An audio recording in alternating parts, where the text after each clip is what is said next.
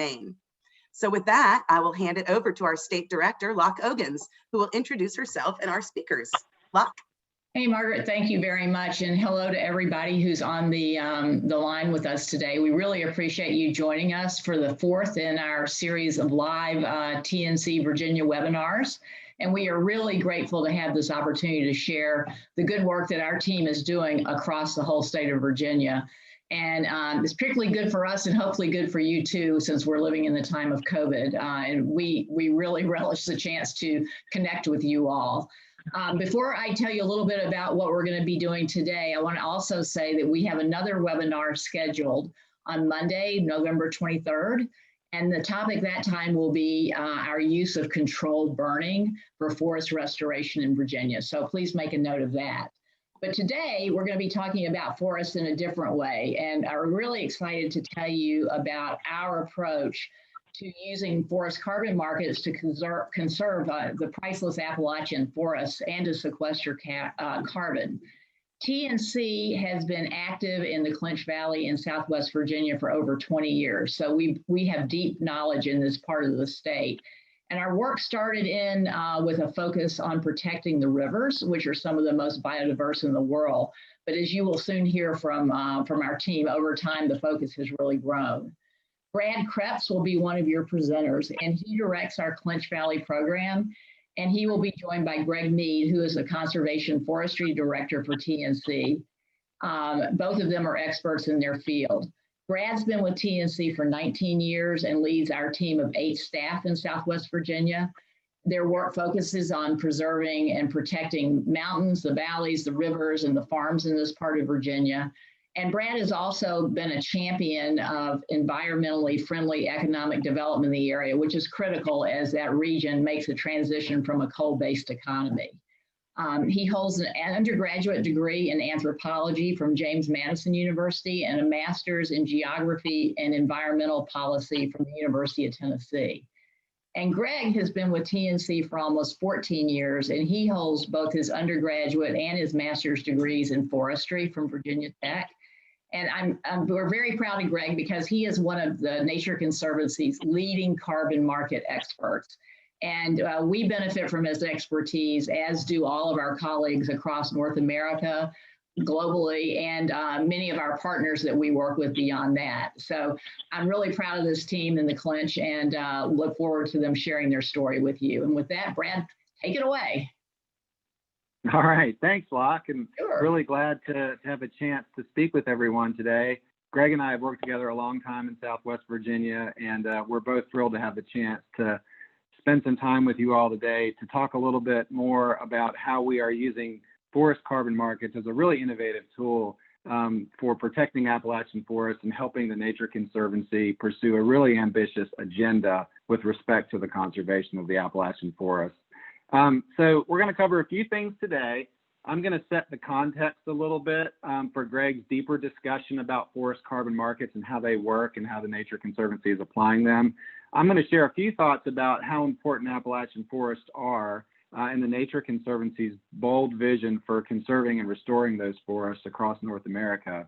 And I'm going to highlight a few of our great success stories with respect to that effort to conserve Appalachian forests, and also examples of how the utilization of carbon markets is tied to that success by mentioning just a little bit about our Cumberland Forest Project, our Clinch Valley Forestry Program, and our efforts at Warm Springs Mountain. And then I'll turn it over to Greg for a deeper discussion about how the forest carbon markets work and how we've developed expertise in those markets and how our expertise is really shaping both our current and future conservation efforts. And we want to leave, obviously, plenty of time for questions and discussion at the end.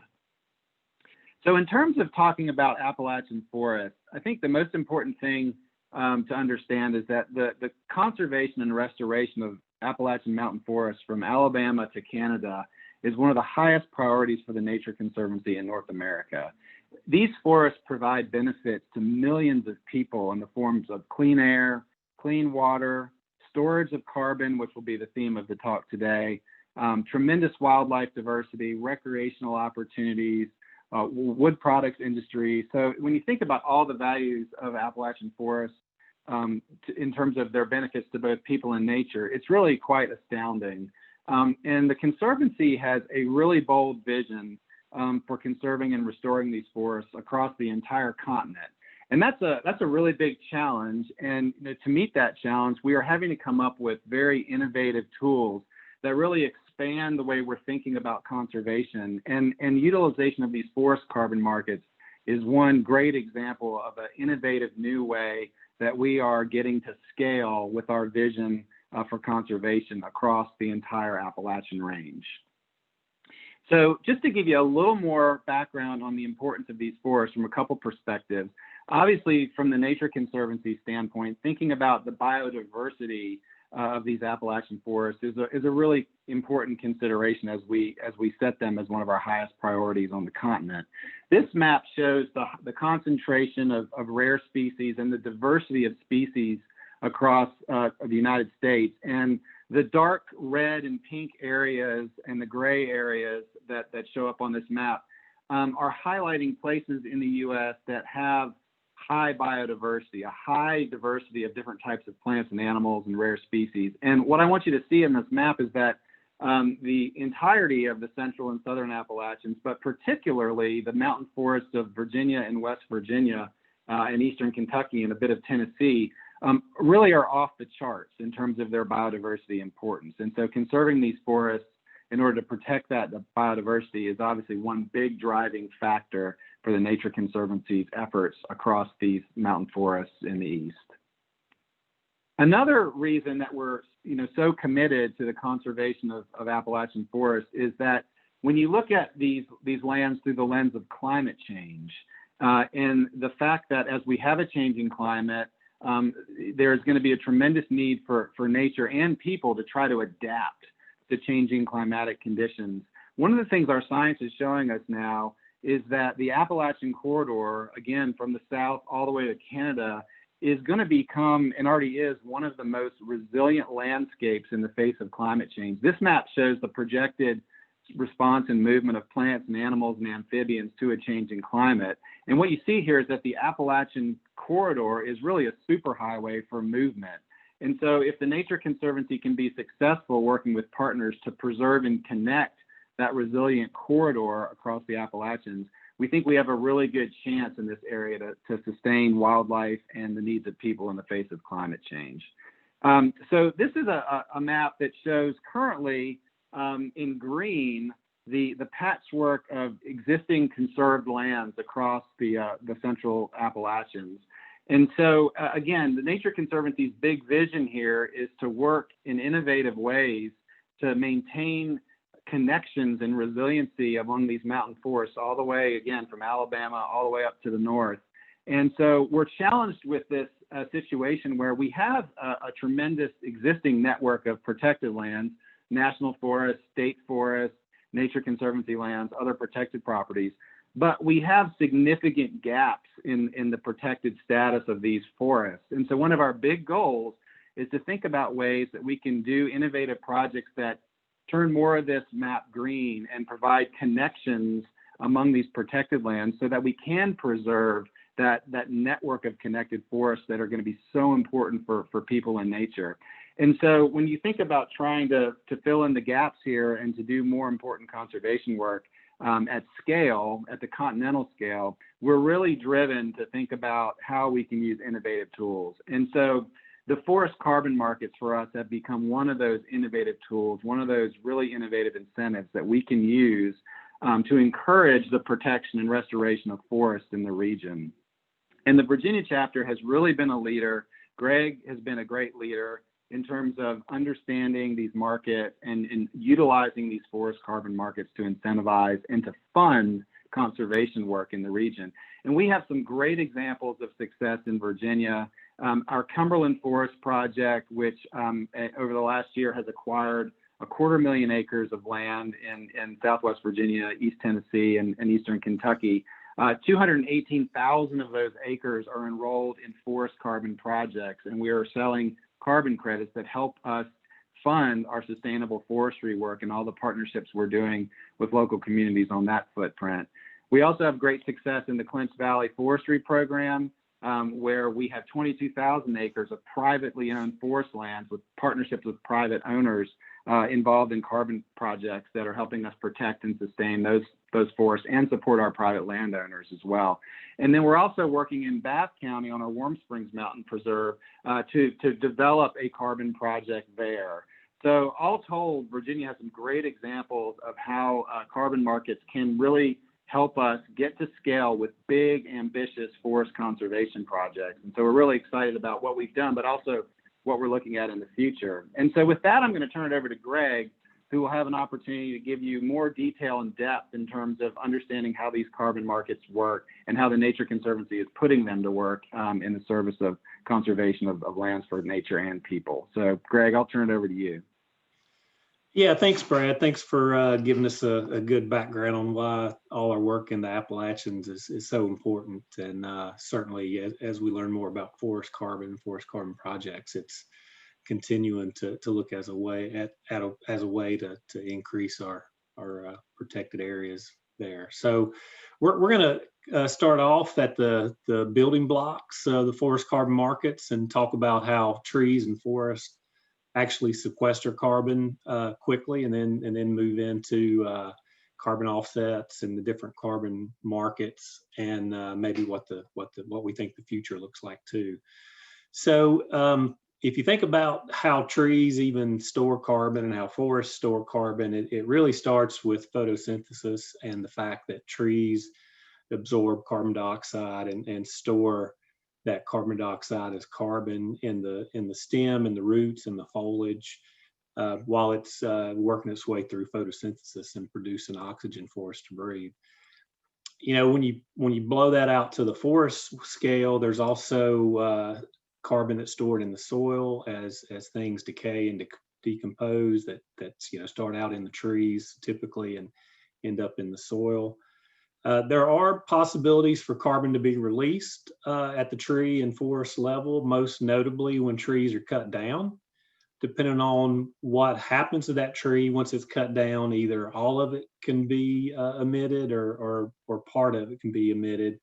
And one thing to keep in mind, we may circle back to this later, is that when you harvest trees and they end up in solid wood products, particularly, that carbon remains sequestered and tied up and not emitted. If you think for a moment about oak flooring or oak furniture, certainly that carbon sticks around for quite a while. So that's sort of real high level how trees and forests store carbon in the first place. But to have a successful carbon project, you need to do more than that, because if that's all you had to do, then everybody would have a carbon project. So to get a carbon offset, which to define a carbon offset briefly, it's basically a direct reduction in the tons of CO2 made in order to offset the emissions somewhere else. That's offset basically is referring to the fact that by storing that carbon in the forest, in the case of a forest carbon project, you're offsetting the emissions somewhere else, whether it's electricity generation or oil refinery or what have you. That's kind of where the term offset comes from. So how do you get from that tree and forest that's storing carbon into having a commodity that you can convert to revenue? Well, this chart does a pretty good job of outlining the critical steps in making this happen. So, you start with the project, and really that can be an idea. Hey, I've got this forest that I think I'm interested in forest carbon, and you follow down that path. Well, if the path leads to a carbon project, you do a bunch of work, measure a bunch of trees and do a bunch of forest modeling, and you turn that over to a verifier, which is the next step in the process, and they will confirm that what you've done is sequestering additional carbon.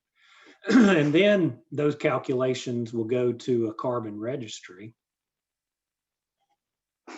And there's a handful of carbon registries in the US, and we've worked with all of them, but the carbon registry then will double check what the verifier said, and they are the ones that actually issue the offsets that go into your account You can log on online just like you can anything these days. And if you get to the point of having offsets issued, they show up as numbers on your account in the screen. And once you get to that point, you can work with corporate buyers who are looking to purchase carbon offsets to help offset their emissions, whatever they may be, and whether it's for a compliance reason or a voluntary reason, which we'll follow up on those in just a minute. But for whatever reason, corporate buyers are looking for carbon offsets. Once you have those numbers and those offsets in your account, you can actually convert them to revenue, which then, as you see on the bottom of the screen there, comes back to the project, and you can continue doing the good work you're doing, and in our case, look to do even more of that work to expand that network that Brad talked about earlier. So that's in a nutshell how you go from carbon in a tree to cash in your pocket to do more conservation work. So we talked a little bit, alluded a little bit to the compliance markets and the voluntary markets. We're going to touch on each of those a little bit more because they are quite a bit different, those two markets, and we participate in both here in Virginia. This picture here is actually a picture of one of our carbon projects in Tazewell County. It's Ward's Cove, which an interesting side note, we've been told by folks who've been out there doing some warbler monitoring that this particular area has the highest density of golden wing warblers of anywhere in Virginia, which is an interesting little side note that some of you might be interested in. But anyway, it's a great place, and it's part of a regulatory compliance carbon market project. So what is a compliance carbon market or registry? It's basically a market that's regulated by a government entity. And the participants of the market, at least most of the participants in the market, are in the market because they have to be. And to explain that a little bit more, I'll use the example of the California cap and trade system, also known as ARB 32. And that's what our projects, this particular project in Tazewell County is registered on the California cap and trade program. And there, the state, starting in 2012, started regulating emissions from all major emitters to include the transportation, electrical generation, and agriculture sectors. So those folks are participating in this market because they have to. And what's California trying to do? Well, their goal, which their 2020 goal was to get back to 1990 emissions, which they're on track and looks like they'll easily do. Their 2030 goal is to do 40% further reduction from those 1990 emissions, so going well below their emissions from 1990. That's their goal. In the 2020 goal, they've effectively already met. The 2030 goal, they have good mechanisms in place to do that. And they have the program gives emitters flexibility in how they meet these goals. And actually a pretty small amount of that flexibility revolves around using offsets, like from our project, to help meet their obligations. They also have to just flat out reduce emissions as well. And there's also allowances that can be used. But to put it in real terms, they've actually reduced emissions 100 million tons from their peak year of emissions. So that's definitely a real reduction. You can see that 1 ton of emissions is equivalent to burning 113 gallons of gasoline. So those numbers kind of get staggering pretty quickly when you think about that. And also, even though I mentioned that the offsets are actually a pretty small part of their overall program, it's still a relatively big part from the forest carbon perspective. The California program has issued 206 million offsets, and based on today's market price, they have a value of $2.4 billion. So that's quite large. And like I said, we participate in this market, and we currently are managing out of Virginia 7 projects on the regulatory compliance market. The other big market, and one that we also participate in, is the voluntary carbon markets. And these are primarily corporations, can be academic institutions, and even individuals that are looking to offset their carbon footprint. And in fact, as of last year, nearly half of all Fortune 500 companies have some sort of stated climate goal or carbon reduction goal. And a lot of those do that through at least some use of offsets. And what we're seeing is the number of companies that are participating in the offset market is going up over time. Actually, it went up 17% in 2017 versus 2016. And there's also a new program coming online that's called Corsia. It's going to deal with international airline flights, and that's going to have a big impact on the voluntary market as well. And that's scheduled to start in 2021. The most recent numbers we have for the voluntary market are 2017 and 2018 combined. There was reported 67.3 million tons of carbon transacted at a value of 235 million. So that's certainly nothing to sneeze at all. And we've, like I said, we've participated in that market as well. One good example of where TNC has participated in the market is we've worked fairly extensively with the Walt Disney Company for at least a decade in their offsetting program, which the Disney Company has a very robust environmental sustainability program. If you look it up online, you'll see that offsets are really just one part of what they do. But we've been working with them for over a decade all across the organization, including the Clinch Valley. And they made investments in our project in 2012. And the neat thing about voluntary projects is usually the buyer of offsets is really interested in the story. And, you know, we've got a great story and a great project in the Clinch Valley. So they were really interested in our story, and they visited several times over the years. And since it's a voluntary project, the terms of how you operate are kind of up to both parties. And when we were working with them on the front end, they were able to provide funding for the project several years, I think 3 years actually, before they even received offsets. So they effectively helped underwrite the project that maybe would not have happened in the absence of that funding. So the voluntary markets are very flexible, and it's really up to the parties involved to decide how they want to transact and act with each other. Where in the compliance market, it's a little more cut and dry when you transact in that market. So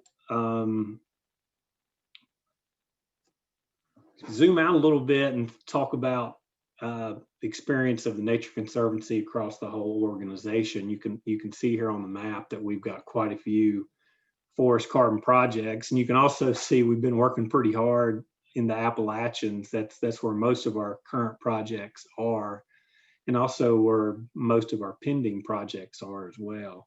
We've got over 30 projects, and these projects contain over 500,000 acres. And, you know, when I started working in forest carbon about a decade ago, there literally was maybe 3, maybe 4 people that were working in forest carbon 10 years ago. Well, today, across the Nature Conservancy organization, we have at least 30 people who are working in some way on forest carbon, including, you know, 4 or 5 of us here in Virginia that are doing some work on forest carbon. But to go from 3 or 4 to 30 in a decade shows you, you know, the importance that the organization is putting on this and direction we're heading. And I expect to see quite a few more of those dots on the map in the future. And if you zoom in a little closer to Virginia and talk about, you know, a little more about our experience, you know, we've been doing this for a good 10 years now. So while it seems new to a lot of folks who haven't been exposed to it or haven't participated. It's actually becoming a very mature market in some ways, and a lot of the uncertainties have been removed at this time, and we know what we're doing. We've been doing it a long time. I think, like Brad mentioned earlier, we've got 7 projects that we're currently managing out of Virginia. An 8th project on Warm Springs Mountain that's under development, and hopefully we'll have project credits sometime next year. Virginia was actually the first chapter within TNC to have one of these compliance projects with California. And if you remember back to the financial numbers, the California market is by far the largest carbon market in the U.S. And we were the first program to develop a project on the California market, and we actually did 3 at the same time. So we gained a tremendous amount of experience in quick order, and really what that has led us to do is to be a leader within the organization. And we've had the good fortune to work with many other state chapters over the past decade to help them establish projects and programs. And we see that paying off in places like Tennessee and Kentucky and North Carolina and Arkansas and Louisiana. They all have projects underdeveloped that we've contributed to in a real way. And I expect that we'll continue doing that.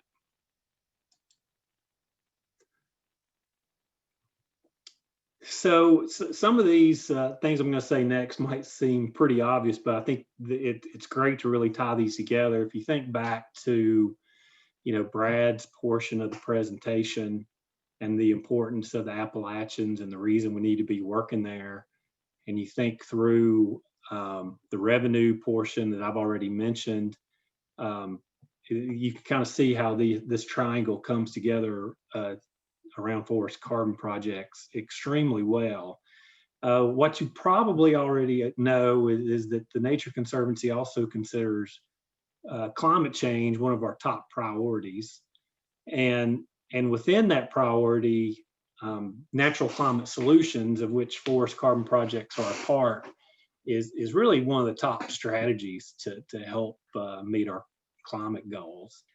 In fact, forest carbon projects look like they can contribute the most within the natural climate solution strategy of all the different land use types that are out there.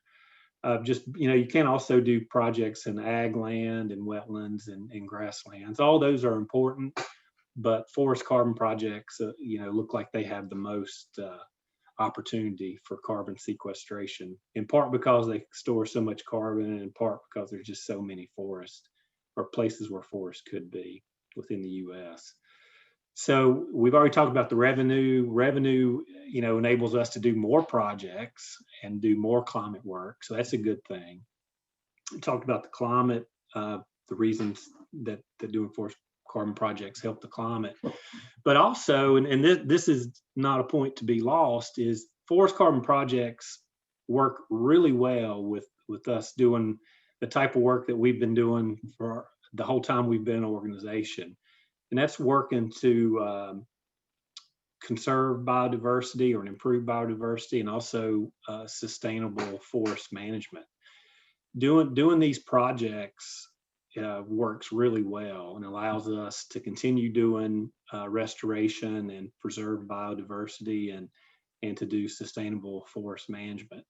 All of those things work extremely well together, all 3 of these points, and you can, once you realize that, you can see why we're so excited about forest carbon and why so many people are working in it, and why we continue to work in it and expand it really across the country, but particularly in the Appalachians. So this may lead you to think, what's the future of forest carbon and forest carbon markets? I've done a pretty good job, I hope, teeing up Virginia's participation in these projects and markets for the past decade. But what I want to touch on, briefly now is where we think we're headed. And, one thing that's clear is there's going to be more demand than there is even now in the future for carbon offsets. And we have real data telling us that. We're not just making that up. We see that in the numbers. And we also know there's tremendous interest from landowners of all sizes. What's not readily apparent, maybe in what I've said so far, is the fact that our projects to date in Virginia are really large landowners. Our smallest project is 4,000 acres. And under the current model of doing forest carbon, that's actually kind of borderline. So we know that not every landowner has 4,000 acres. Actually, the average landowner has less than 100 acres. So, but those landowners nonetheless are very interested and want to do their part in this important work. So that's an area that we're going to continue to pursue while, we're going to continue working on the projects we have and look for opportunities for the current model to keep working. And we do have some of those in the pipeline of kind of the conventional forest carbon.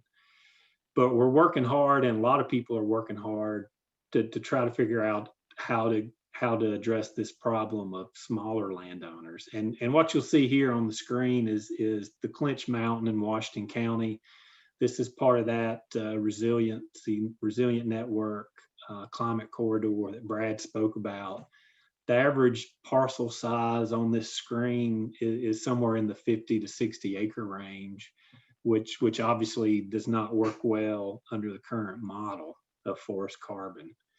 So what the Nature Conservancy and others are doing is working on ways to make these very owners on the screen here able to participate in forest carbon. And there's a couple programs I want to highlight that we're involved in that hopefully will be coming to Virginia soon that will do just that. And the first one is the Family Forest Carbon Program. We have a partnership with the American Forest Foundation, which is best known for their Tree Farm program. If you've heard of Tree Farm, that's the folks behind that. And that program targets landowners in the 30 acre to 2,400 acre range.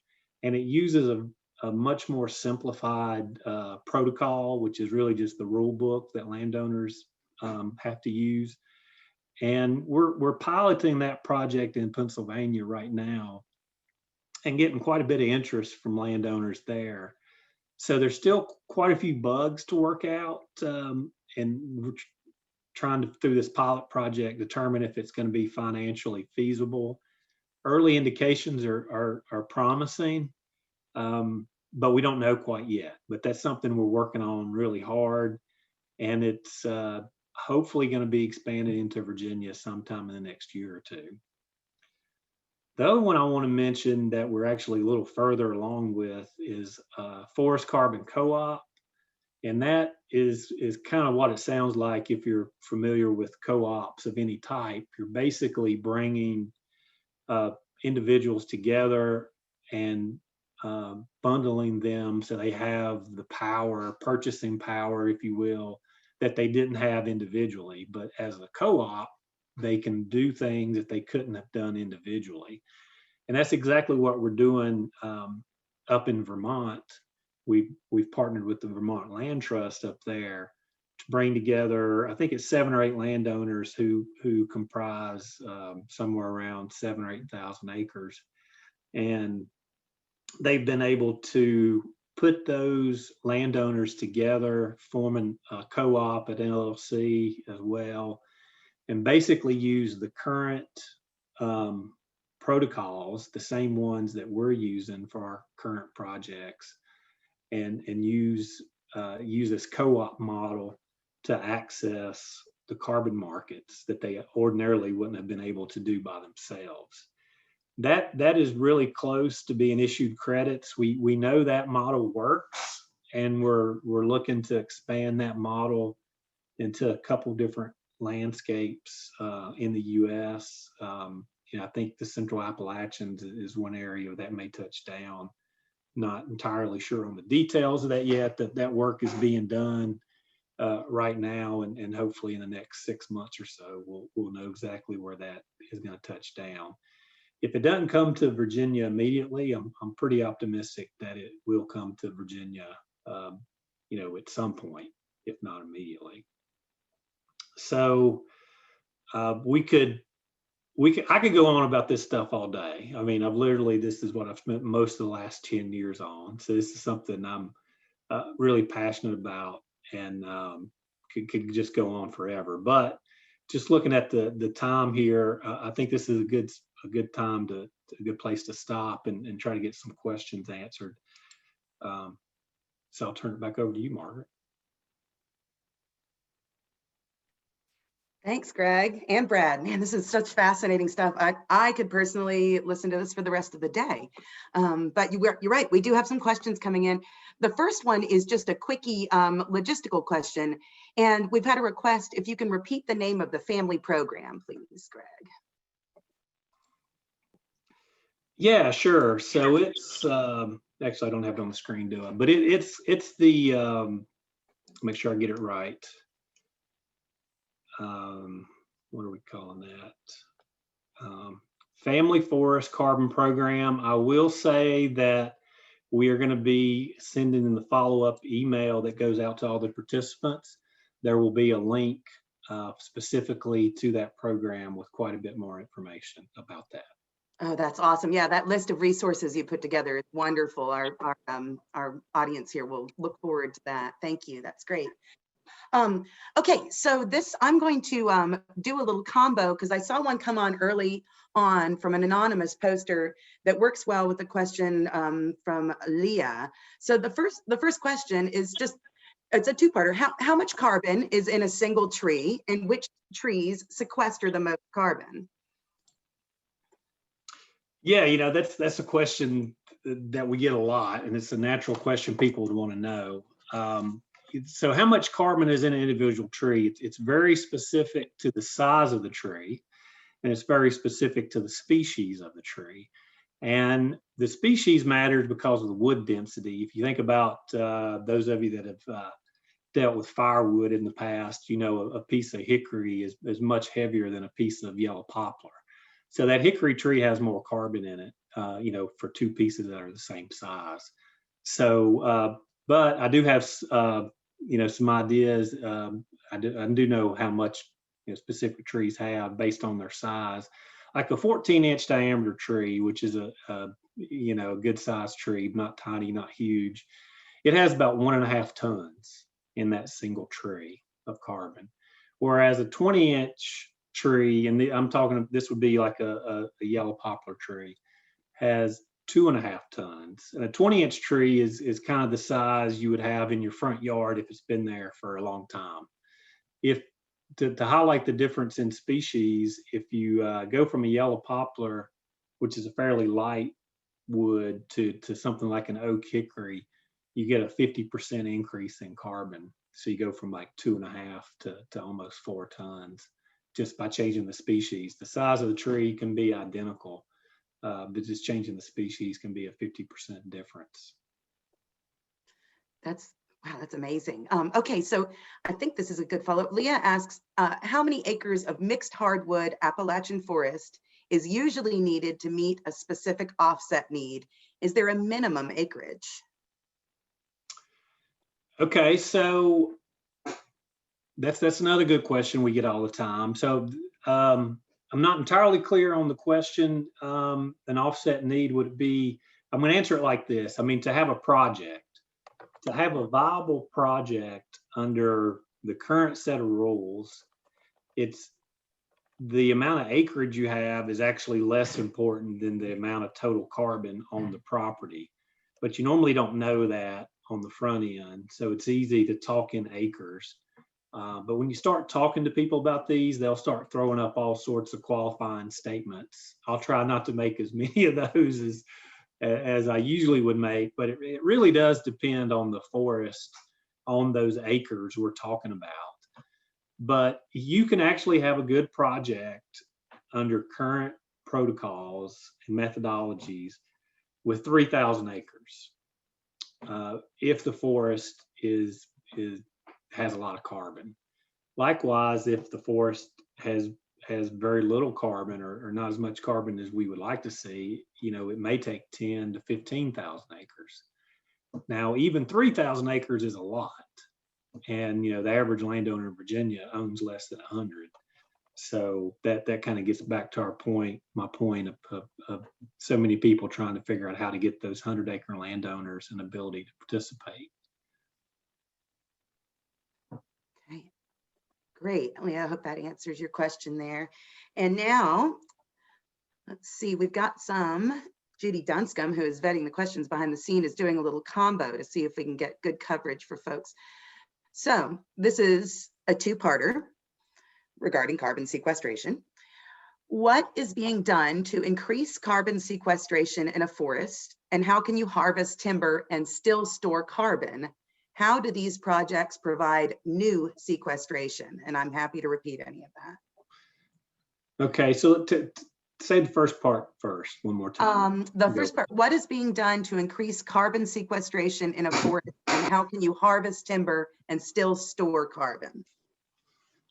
Okay, so we'll deal with the first part, and they are connected and related, and hopefully that will become clear. But so to have a project, if you think back to that four-part slide where we talked about carbon offsets and having to verify or check your numbers and whatnot, part of that process is you have to demonstrate on your project that you are indeed sequestering carbon above and beyond what would happen in without the project. That's what's known as additionality. How are you storing more carbon than the forest just would have stored anyway, right? So as trees grow, they sequester carbon. We talked about that. Well, to have a viable project, you have to prove that you're going to be storing more carbon than would have been there just under the normal scenario. So usually what that means is you have to commit to a certain type of management. Really, you're committing to sustainable forest management, and you're agreeing not to go out there and mow down your forest, very, very quickly. It doesn't mean that you can't harvest trees. You just have to harvest trees in a sustainable, very calculated and measured way.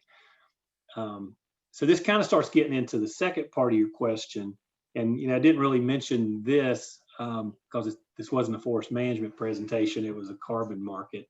All of these projects are also managed through the forest sustainability through the FSC third-party certification. So we're doing things on these forests. We are cutting a few trees down. We are doing restoration work. We're out there doing things. We're not just sitting around watching trees grow. We're trying to improve the forest to make it more like it would be ordinarily, and also participate in the timber harvesting and the forest economy as well, because we think those are important. So by harvesting sustainably and in calculated ways, we're actually promoting, even in some cases, more growth than would have happened ordinarily. The amount of carbon in the forest may dip a little bit initially at the time of harvest, but if done properly, you're leaving the forest in a way where growth could accelerate. Well, in the meantime, the trees you harvested could end up in like that oak flooring that I mentioned. And all that is calculated in very great and sometimes painful detail in forest carbon projects. Margaret, can I add something real quick there? Please. So if you remember Greg's triangle, looking at how carbon projects are important for climate, revenue generation and biodiversity, and you think about the fact that most of our projects involve active forest management and timber harvesting, if at the scale of the entire property, what we're demonstrating is that every year we're adding biomass, we're increasing carbon storage across the scope of the whole property. Even though we're removing some timber and creating some withdrawals, the net overall equation shows that we're, growing more biomass and storing more carbon. But where we are harvesting timber is also really notable from a biodiversity standpoint, because when we harvest timber, we create different types of habitats for different types of wildlife. And there are some wildlife that really need that early successional habitat that you find after a timber harvest. And so while the timber harvesting can also generate revenue for us and our landowner partners, it also benefits wildlife. And over time, we want to manage these forests so that you have a mix of conditions, from very mature, older growth forests all the way to very young forest stands that have just recently been harvested. So there's a real biodiversity benefit to the way we manage these forests, both for carbon sequestration and sustainable timber management. Brad, that is amazing, and actually answers a question that I had on my list that I wanted to ask about other wildlife benefits. So what a team. It's fantastic. Okay, great. So let's see, how about, I have land I want to register. How do I join the family forest program, and how many acres do I need? This may be answerable on the reference sheet that you send out, but. Yeah, no, I know that that's a popular, I'm sure a lot of people are probably thinking that, so happy to address it. So, currently, the only places that are eligible as of today are actually in Pennsylvania. That's where we're doing the pilot project. And when you do get the additional information, you'll see, if you click on that link, it'll actually take you to the site where you would be able to enroll if you happen to have forest land in Pennsylvania. In the whole state's not eligible, just to be clear. They've targeted some landscapes that they think are particularly good places for that type of project. They have a stated minimum of 30 acres. Now, when you identify, it's actually a pretty sophisticated and pretty slick system. They actually have all the tax parcels in the system, so you select your tax parcel, and they do some analysis based on some satellite imagery, and then they will let you know if you're eligible or not based on that analysis they're able to do. Cool. I'm excited to look into this. And I don't even, all I have is a jade plant. So, and you're not going to give her for carbon credits. Okay, let's see. I think we've got time for a couple more. I'm going to try and pick them based on how long I think it may take to answer. Does a forest produce carbon credits each year or on a one-time basis? Yeah, that's a great question. Each protocol methodology is slightly different, but in this regard, they're all very similar. Is you can produce carbon credits annually, not just at the beginning. There is usually more credits in the beginning. However, as trees grow every year, you're eligible for more carbon credits. It gets into the carbon accounting. If you do harvesting in a given year, depending on how much harvesting you do and the calculations there, you may not qualify for any credits that given year. So the answer is it depends. Although our projects usually are awarded credits every year based on the annual growth of the trees. Okay. And I think this it all ties in, of course, but do you have to increase the forest size to be certified for an offset, or just maintain an existent forest? Actually, either one can lead to offsets. It starts, you almost have to draw a picture to explain it. But in the case of maintaining a forest, you may be eligible to receive offsets if you agree to maintain at current levels for a certain amount of time. Usually 40 years would be the minimum commitment you would make. Now, you'll get more credits if you agree to maintain that minimum and increase stocks over time. You will receive more credits if you take that scenario. And you actually don't have to decide when you enroll in a carbon project. You actually, under the current protocols that are out there, you remeasure the trees every so often. And based on those actual measurements, you'll be awarded additional carbon if there's more carbon there now than there was initially. And Margaret, just to add a couple thoughts, I think that are relevant right to this part of the conversation. Greg has focused on a certain type of forest carbon project that we call an improved forest management carbon project. And what that means basically is you're taking an existing forest, you're putting it into a carbon project, and you're managing that forest for improved carbon storage over time. There are also other types of forest-related carbon projects that are out there. One example would be what we call an Aforestation Project, and that's where you're actually planting trees and you're reforesting an area. It could be an old agricultural area or some other area that's currently in a non-forest condition, and you're intentionally making an investment to reforest that area, and obviously that creates a measurable improvement in the carbon sequestration. And the Conservancy has done some work along these lines in the lower Mississippi River Valley and other parts of the country. So, there's also avoided deforestation carbon projects, which are a little different as well. So just want folks to understand that in the realm of forest carbon crediting, there are different types of projects, and the ones that we've really focused on today relate to the management of existing forests. But there are a few other models that are also out there that might be applicable in different situations. Yep. That's Absolutely. great. Yeah, great clarification. There's so much to know about this. It's just amazing. Well, Brad, since we've got you, we got time for one more question right now. And everyone's seeing all these beautiful photos, and we've gotten some people wondering how they can visit this area of Virginia, if this is a place they can bring their family. What are some ways that people can experience these places? Oh, sure. Well, we love having visitors.